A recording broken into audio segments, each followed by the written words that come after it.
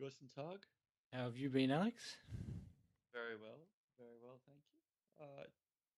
You enjoyed Guardians of the Galaxy, did you? It was quite fun. Fun movie. Yeah, yeah. A little emotional at times. If you care about the blue guy, especially. Yes, yeah. What's the deal with the arrow? How come he has a magical arrow? Well, not magical, I know. I don't know. They didn't explain that in the first one, did they? But that seems like an awesome super weapon to me.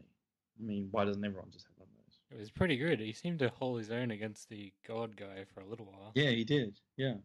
Although I think we all know that was really just so that they had an excuse to have him in a fight scene.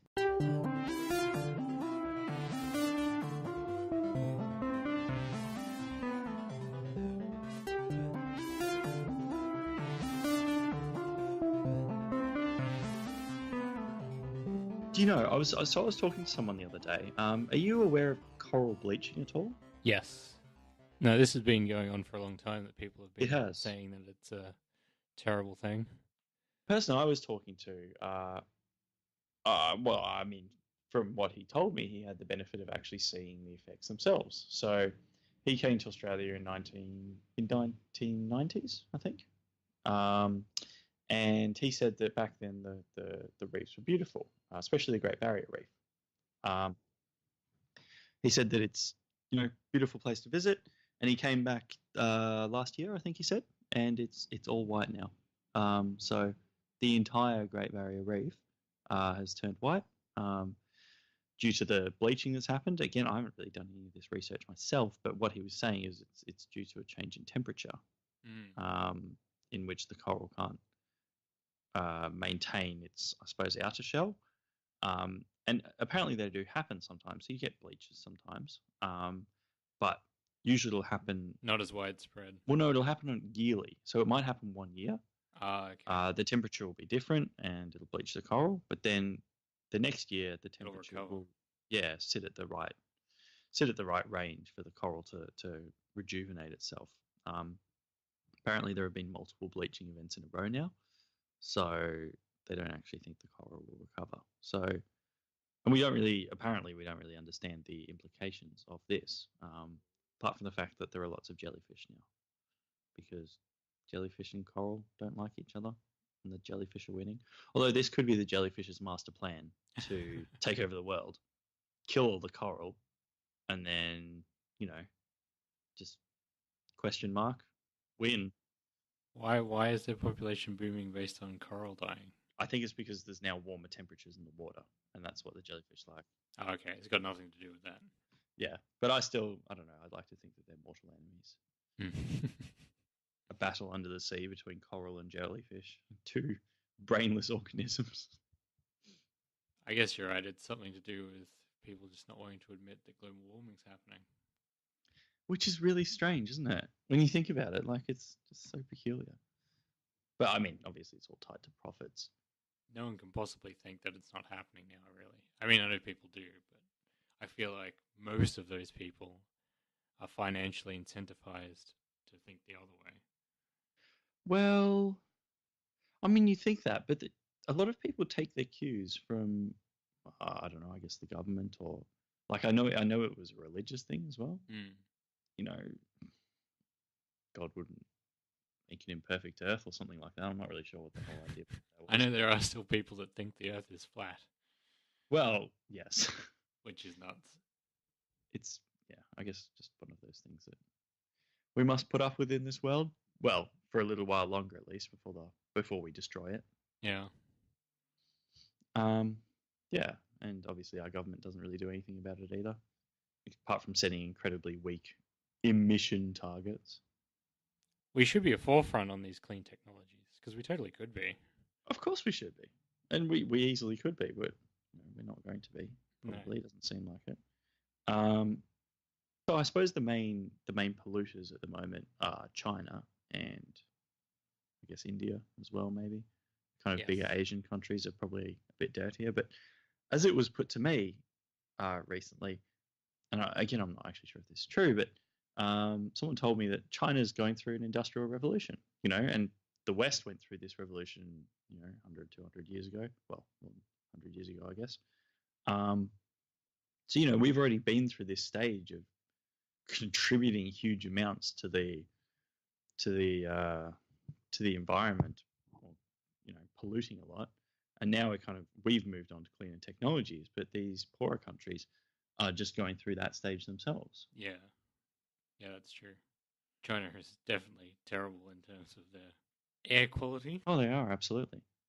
But I mean, well, from what I know, at least, on the Industrial Revolution, we were the same a few hundred years ago. Yes, although I don't think it was quite as built up, so I don't know whether the effects were necessarily quite as intense. Probably not, no. And there are a lot less. Oh, I suppose there are a lot fewer people participating at that stage. So yes, although from what I understand, at least in Beijing, they're trying their best to clean it up, and they are, all yeah. the companies responsible. Yeah, no, that was my understanding as well. They have a better emission targets in Asia than they do. Well, certainly in China than they do in Australia and the US. I don't know about India. They might still be a bit behind the curve. You went through India, didn't you? I did, yeah. 6 weeks in India I spent traveling around. One thing that I really noticed is there's garbage everywhere because they don't have waste management at all. So some people will make a little pile out of it and burn it, I suppose at the end of the day or the end of the week maybe. But most people just literally throw their stuff on the ground. And every single body of water in India, whether it's a stream or the sea, just has heaps. And I'm being literal here. There are literally heaps of garbage at the side of every body of water. Especially in the north of India. I think the south is a little bit better. But the north is really where most of the people are. And so much waste.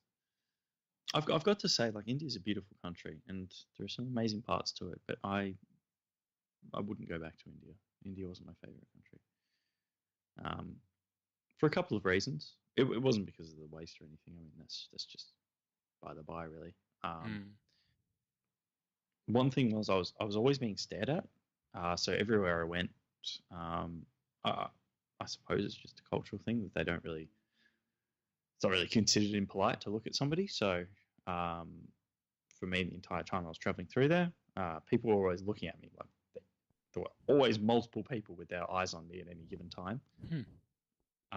And as well, everyone's trying to sell you something, especially as a white person in India. Everyone's trying to sell you something. Sure, that's true across a lot of Asia, though. Not so much. Look, it depends where you go, and it depends how used to tourists they are, and it depends on the facilities. So, some third world countries are a bit like that. So, I seem to remember my time in Cambodia was a bit like that. I know if you go to places like maybe Bali, I think they can get quite aggressive with their techniques, and like some places in Vietnam were a bit like that, but none of them were quite as bad as India. And certainly Thailand, if you ever go to Thailand, they're really good there. They have excellent tourist facilities. Like the government's really well set up, and people, they have their wares and they'll offer you their wares, but they won't harass you about it in any way. But in India, I always felt like I was harassed to buy something, and they're always trying to rip you off. So the initial price that they will offer you will be minimum 10 times what the item's worth. Usually more than that, though, 20 or 30 times what it's worth. They'll try and sell you something that's worth 5 cents for $50. I remember in Malaysia, they had we went in to see this old fort, and I remember that they had a sign on the door for the prices, and it had like the price for Malaysians and then the price for everyone else. Yeah. See, that I don't mind so much, though. I mean, we do come from a richer country. I don't necessarily mind it either, but I just find it interesting that it's so blatant. Well, look, I mean, yeah, it is a bit funny, but I actually prefer that to people just trying to rip me off constantly. And the fact is, you're always going to pay a different price. You're never, I know. Ever going to pay a local's price. No. Because you're a one-time customer, and they want to just squeeze every bit of juicy money out of you that they can. Yes. Which is, I guess, just the way it goes. But yeah, India was worse. Nepal actually as well. A lot of people were really keen on offering you a lot of stuff. But Myanmar never happened. No. In Laos as well, didn't really happen at all. Probably a little bit in the bigger cities, but not really much.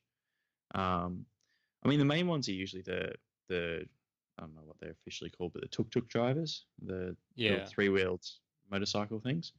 They're the ones who are always keen to try and get you somewhere. If you're walking somewhere, they always want you to ride, and yeah, like they'll ride alongside you and just keep asking. You just get rid of one, and another one turns up. You joke, but that was exactly what it was like. You'd shoo one of them off, and another one would come up and offer you exactly the same thing. I remember when I was doing sales over the phone, we were told, I think go for the third, or wait for the third answer. So you get 2 no's. If the third one's a no, leave it. If the third one's a yes, then you've succeeded. Yeah. So go, just cycle through a couple of no's. Just get those no's under your belt, and then a yes might pop out. Even if it's just to make you stop annoying them. That's so terrible. I always feel sorry for people that are like super polite and they answer those calls. They just don't want to hang up on the person and say no, so they just listen to their whole spiel and then go, I'm not really interested. They just waste everyone's time. Well, that's it. I mean, really, the best thing you can do for them is just say, "Look, I'm not interested. Thank you." Yes. Because they'll try and keep you on the phone. They'll try to keep you talking. But I mean, really, the best thing you can do if you're not going to buy their product is just to say no and hang up. Because I mean, otherwise you're just wasting their time, and they've got other people to try and bamboozle into these whatever they're trying to offer you, insurance or charity donations or something. Yeah, I've got so many calls recently from overseas places on my mobile, which is weird. Really? Yeah. The Seychelles and somewhere else. I know they're trying to sell me something, but literally their connection is so bad and there's so much noise in the background, I can't understand what they're saying. Really? I'm just like, no, bye. With a legal telemarketer, they have to tell you their ABN, where they're calling from, and they have to also remove you from their list if you request it. Oh, really? Yeah. So if you get telemarketed by an actual company, just say, just please remove me from your list, and then say goodbye. And then if you get another call, you can just ask their ABN, and then just ask to speak to a manager or something like that. Good tips. Yeah, and then the manager will just remove you from the list. I mean, it's a waste of time. Well, I mean, it's not a waste of time, but like it's just time consuming that you have, and unfortunate that you have to do it. But that's how you get off the list. Yeah, I got one from Foxtel the other day. I should have said that to them. Yeah. Well, there's always next time. Although it was pretty good, I said no thanks, and he went, "All right, cheers, mate." Okay. He didn't keep harassing me, unlike some of them. Like you say, they have to get the 3 no's. Yeah, exactly. Oh, that's so annoying. Although I used to be one of them. Although I wasn't a very good telemarketer, to be honest. I weren't persistent enough. I wasn't persistent enough. No, and I feel uncomfortable bothering people like that. Yeah. No, it's not really. Well, it's an unsolicited call, isn't it? Most of the time. Yes, I mean there's pretty weak grounds for the call. Usually some people it was unsolicited and they were just members of Bupa. For other people they'd signed up to something, I think. And one of the things of signing up was you're going to get a call from these people. Yeah. Asking if you want some insurance. Or those little check boxes that are automatically checked. Yeah, exactly. Yeah. When they sign up for something. Yeah. Would you like a call from our partner in insurance? Of course. Naturally. Yeah. And a box that doesn't untick even when you press it. I haven't seen those. Although I've seen, because I always get this junk mail because of things I've signed up for. And occasionally I've gone, hit the unsubscribe link, and the link just goes to like an unknown page. And I'm like, oh, great. Yeah. Can't unsubscribe from that then. Or certain things that I get, and then I have to log on to these accounts, and I think, oh yeah, you even have an account with these people. How am I going to unsubscribe? Yeah. Well, I mean, maybe I do. But so dodgy. Long because they're not meant to do that. The ones that do it well, you just click it and then you're unsubscribed. Yes. Sometimes they take you to a page and then you have to click one more time. You sure? Yes. But yeah, that's still even okay, I think. But more than that, no good. no, it's ridiculous. Were you saying this last week with the chatting apps like Facebook's chatting app, and they just seem to change all the time, but there's no real advantage to the user? Yeah, I did say that. Yeah. I did hate the most recent change to Messenger, where they put their story feature like front and Oh, center. yes. Yeah. I mean, it's fine. I understand that that's popular, but why are you shoving that in my face? I'm not going to use it. I'm never going to use it. Yeah. Although it would seem to me that perhaps the future of these apps is for the interface you see to be customizable. So you actually pick what sits on there. That would be nice. I don't know if that's ever going to happen. That would be very nice, though. Possible, though, right? It should surely be possible. Well, it's technically possible. That's not the issue. The issue is that the companies want to control 100% what you're seeing to maximize whatever interactions they want to maximize. That's a good point. Yeah. So I did watch I watched about half of the Four Corners report on the Facebook. The cracking the code, yes. Cracking the code, yeah. And yeah, really interesting stuff. I mean, as we were saying a couple of weeks ago about how these free services are really just advertising to you. And you said that Google's information is quite secure. From what that report suggested, I mean, I don't know if it's true or not, but it doesn't seem that Facebook's is quite as secure. They did make Facebook out to be quite the bad guy in that report. It always annoys me how, for technology things, they really don't go into the details properly. But although they have all this information, it is, as far as I understand it, it's still fairly secure. And it's still, like I told you last time, although advertisers can choose the exact people they want to target, they never actually get the details of those people. Okay. It's sort of like anonymized data. Right, okay. Because that wasn't what they said in the report, really. They said, so you have specific people's information here, and that, I don't know, whatever he was, a media manager or something, confirmed that he did. You can get some things, but the things that they were talking about, while they seem quite personal, and I suppose they are, basically every internet company and his dog has that information. The more details that Facebook have about an individual are actually reasonably secure on their network, unless you have a public profile, of course, in which case I'm sure many other companies are scraping that data. Yeah, okay, now that would seem reasonable, wouldn't it? See, I thought my Facebook profile was private, but I don't actually think it is. They make it confusing to know what isn't public. And then there's friends and friends of friends. Yes, yeah. They could just have one button, make me as secure as possible. Yeah, but that would just make it too easy, wouldn't it? Yeah. Yeah, I've really got to change that. And I've also watched the password one as well, and it has thoroughly scared me into now making proper passwords. That was quite an interesting video, wasn't it? Oh, so interesting, yeah. Do you want to maybe, if you could summarize it for the listeners? Yeah, so basically the video was showed how passwords are cracked. So basically it seems that most of our passwords at the moment, when you create a password on a website, and you create an account, the password is then, again, he was suggesting for most accounts, it's run through encryption software. So it's one-way software where you run the password through and it spits out the other side what is basically, to you and I, it would just look like a random bunch of numbers and letters and probably symbols. And then following that, so there's no way to actually retrieve that password and tell what it is, well, at least from the system's point of view.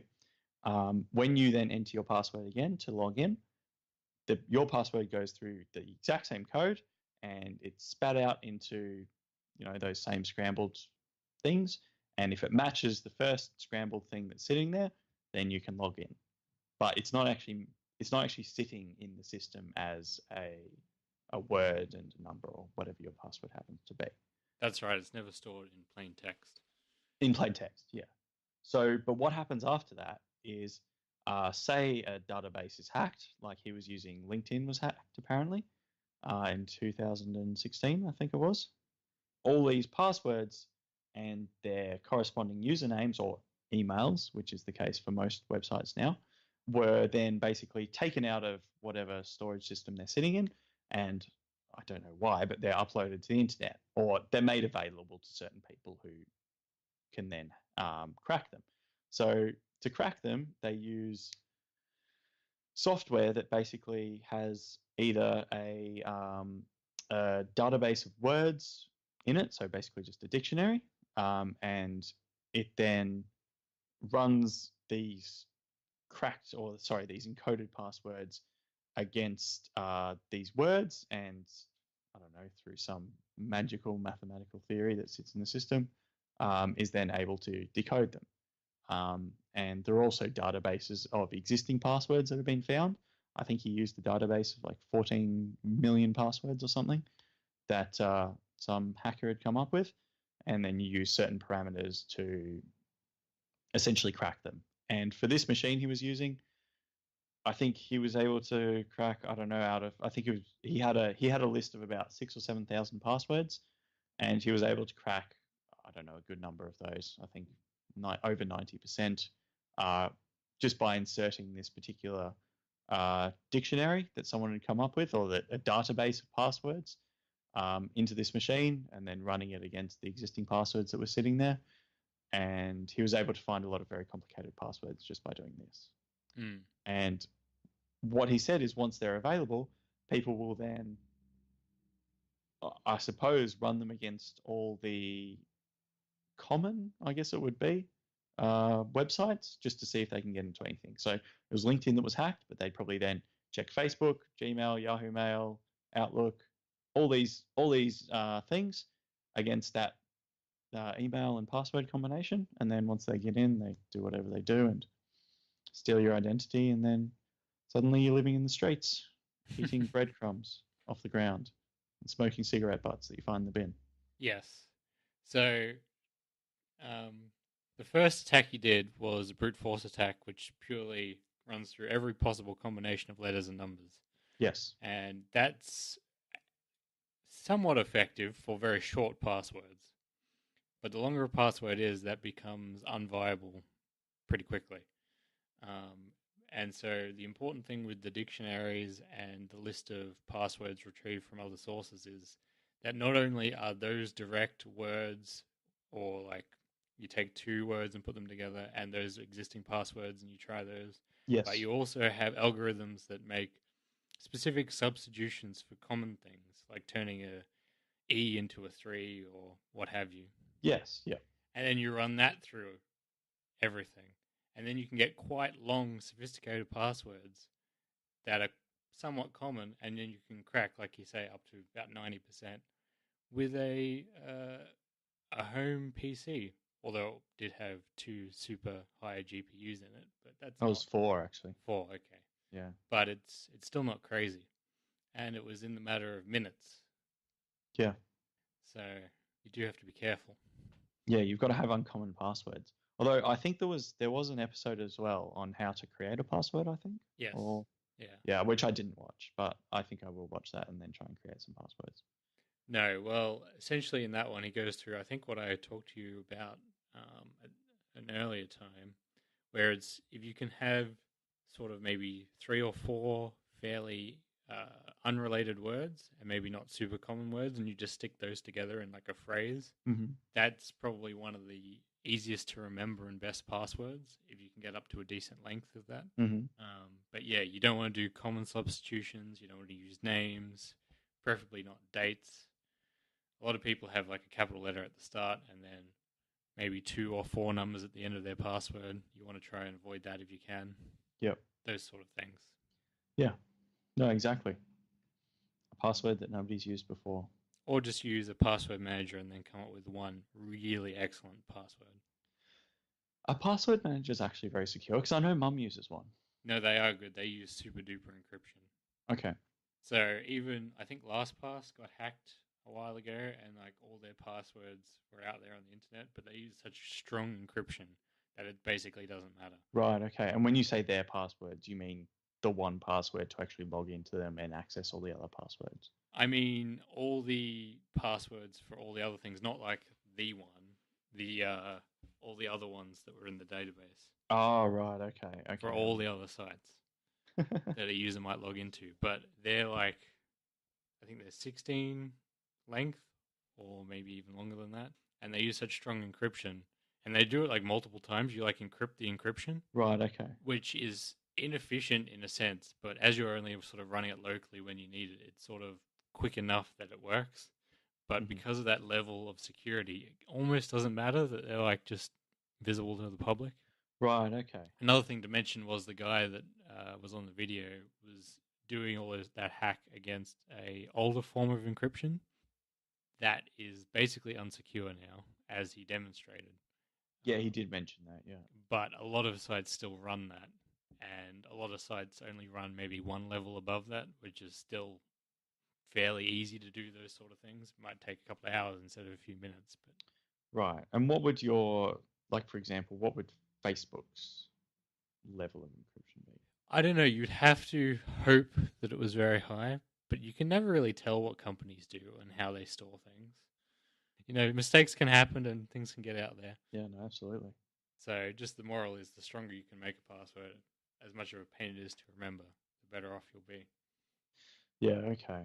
Or use like two-factor authentication. Yeah. You know what the thing with this is? I feel like it would be quite helpful if, again, this was taught in schools, or if there was some education around it, some formal education. But it probably wouldn't hurt them to do a couple of even short lessons on it. Yeah. Because you're right, they talk about cyberbullying and things sometimes, but not necessarily about the broader security aspects. Yeah, which is really important.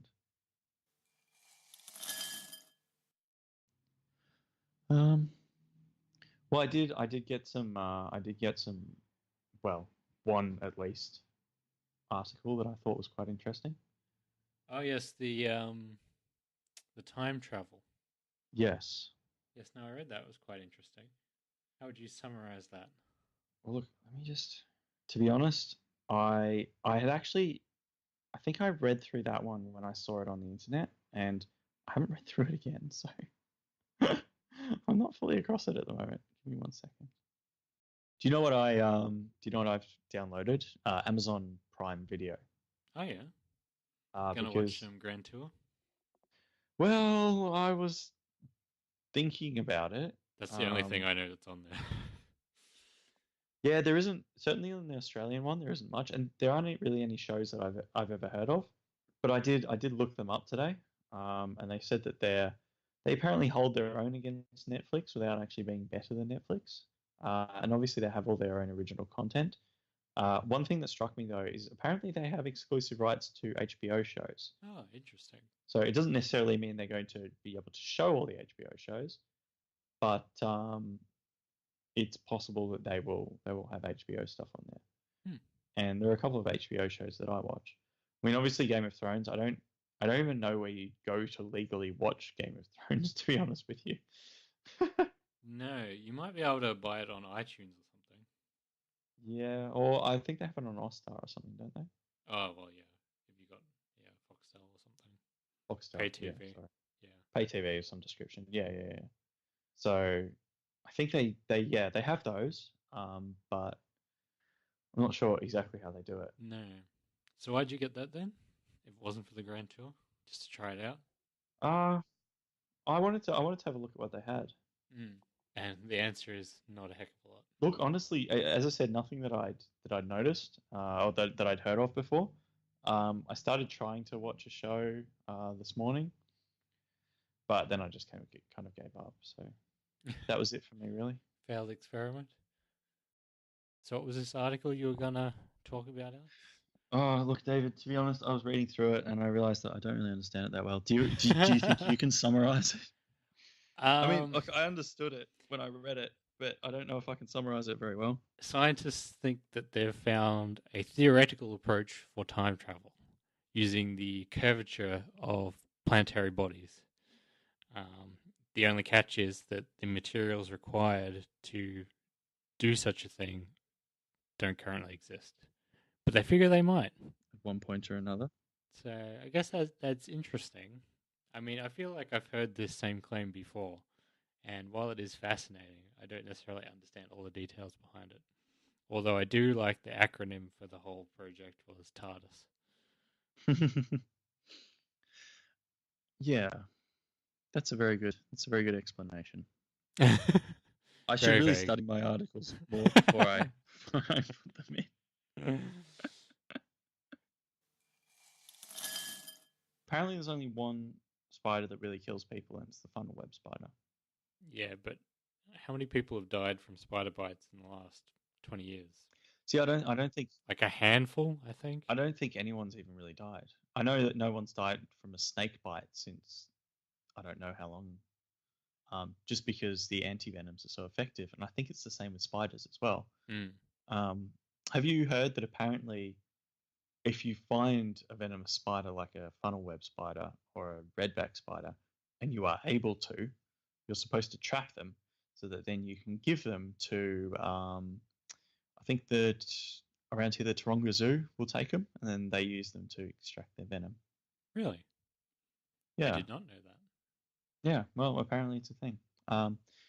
And in addition to that, I remember seeing this video of a spider having silk extracted from it. Have you ever seen that? I don't know.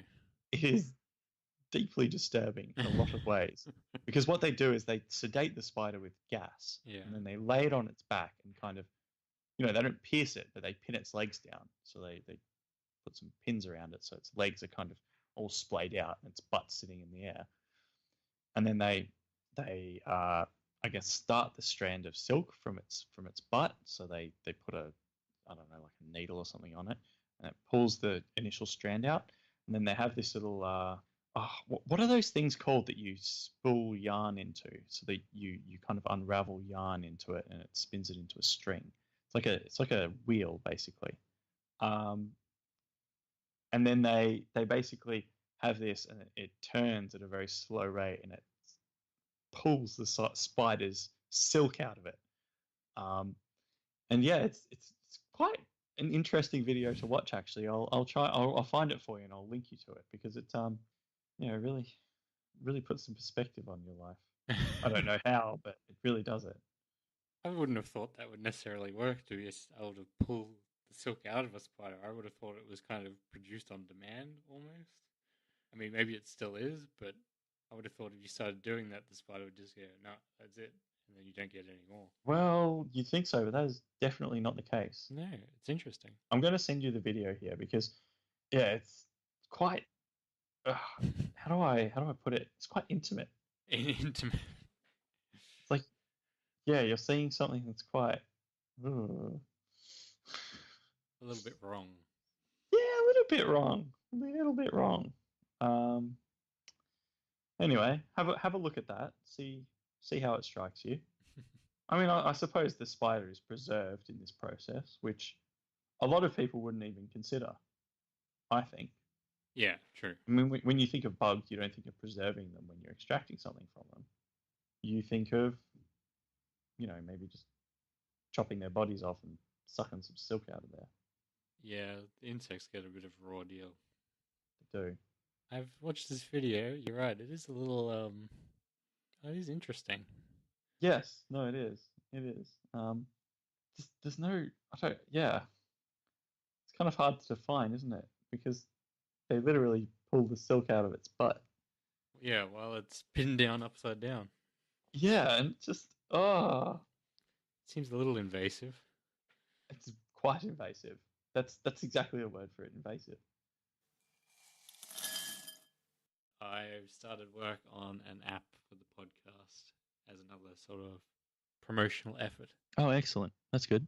That people will just be able to browse in the App Store, take it, see all the episodes, and they can stream it from there, but it will also suggest that they can open it up in the various other better podcast apps and subscribe from there. Oh, awesome. Yeah. That's good news. That's fantastic. Well done, David. Well, yeah, it's only the iOS version for the time being, but I should have that on the store this week.